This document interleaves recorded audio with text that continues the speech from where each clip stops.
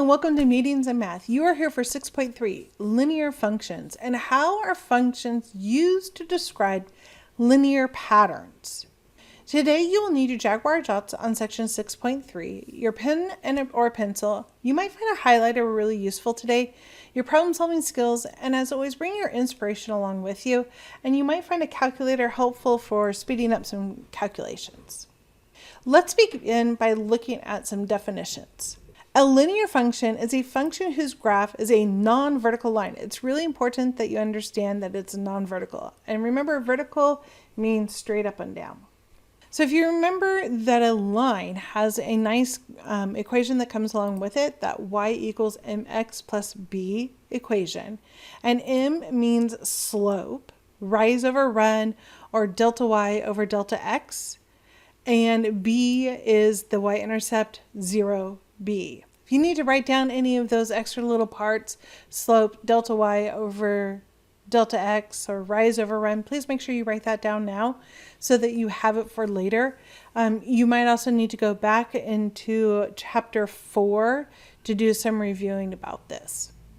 So we're going to start by looking at something we did back in chapter 4 by using the graph to write a linear function that relates y to x. When they say relating y to x, they just are saying put this into y equals mx plus b form.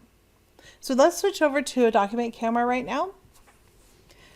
So here we are, we're going to relate y to x, and what we are charged with doing is basically what is the slope and what is the y-intercept. And I can see the y-intercept pretty clearly. It's right here. It's on the y-axis, and we are at 1. So this is the point 0, 1, and I'm just going to write it down. I'm not going to make myself have to search around or remember it or keep it in my head. I'm going to write it down immediately and be done with it.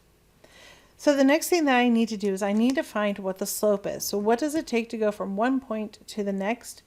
And again, slope is delta y over delta x, and I'm going to use that to help me. So I'm just going to go from this point. Delta y is how far do I go up and down? So I actually had to go down, and I went down 1, 2, 3. So it's negative 3. And I went to the right 1. So that's another that is a positive movement. And then I make sure I reduce this. So negative 3 over 1 would be a negative 3. So my slope is negative 3. And now it's just substituting into the equation.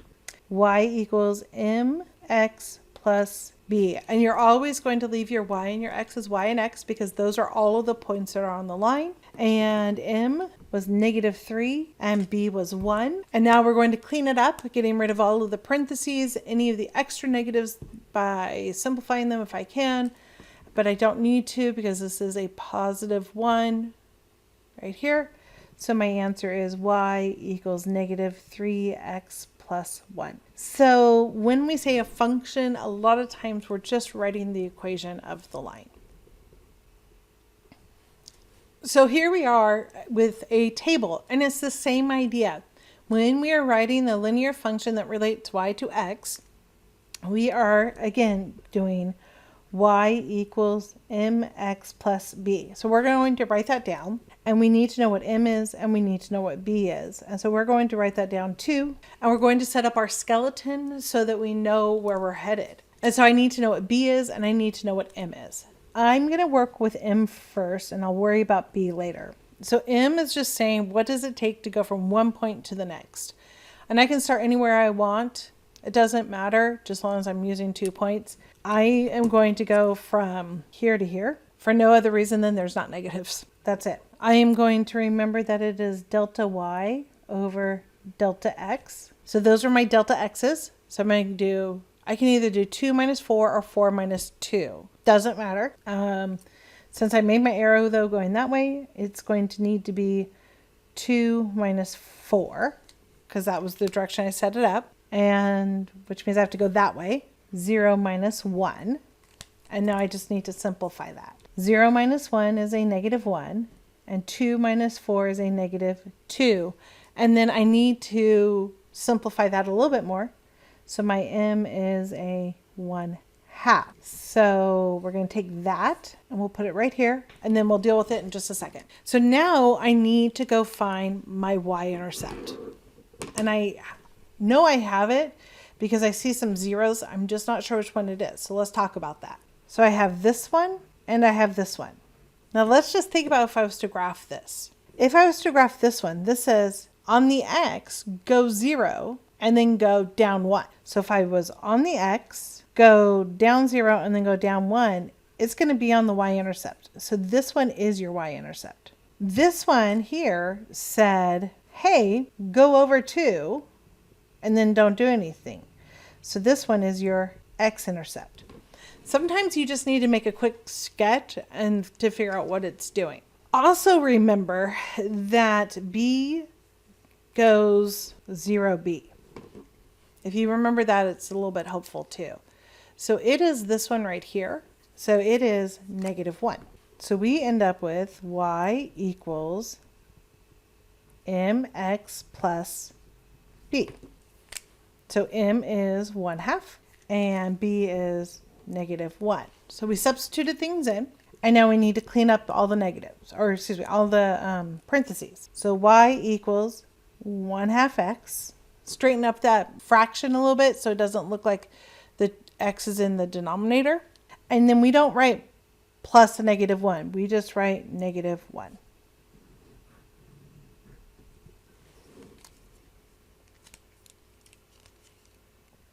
So here we have a table that shows the number of y calories you burn in x hours of jogging. And we need to do the exact same thing. We need to know what our y-intercept is, and we need to know what our slope is. And you have to go through and you just have to do the work to do it. If we look at the change between here to here, these are all the same. This has a change of adding 2 each time, which means that our delta x is 2. And then if we look at this, we added 800 each time, which means our delta y is 800. So we kind of sped our slope up just a tad bit. We didn't go through the formal fraction. We are just using the fact that we know that slope is delta y over delta x. So we can use that to help us. So writing that linear function, start off with y equals mx plus b, and we need to know m, and we need to know b. So m, we know, is 800 over 2, which we do need to reduce to 800 divided by 2, which is 400. The y-intercept is a little bit harder, but I think we can find it. What would happen if I went backwards by 2? Wouldn't that take me to 0? And would that give me my 0b that I'm looking for? Yes, it would. So if I go backwards by 800, that would also take me to 0. So when x is 0, y is also 0. So we were able to find our b fairly quickly by taking our table and using the pattern that we saw on our table. So y equals mx plus b. So m is 400 and b is 0. And now let's clean that up. Y equals 400x. So then that gets to the next part of the question, which was interpret the slope. What does the slope mean?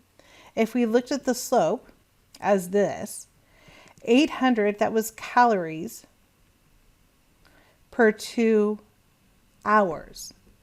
If we change that into the 400, it's actually becoming a rate. So that is 400 calories per hour. But then what is the y-intercept? Remember, the y-intercept is 0, 0. Well, it means when you don't do anything, you don't burn any calories. At 0 hours, that's this one, you burn 0 calories, which kind of makes sense. When you're first starting your measurements, nothing's there.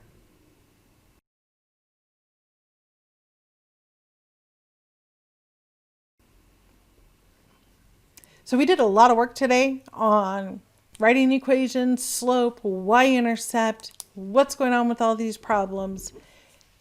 Yes, there's a lot to do here, but I guarantee you that if you stick with it and you work through the problems, you will understand them.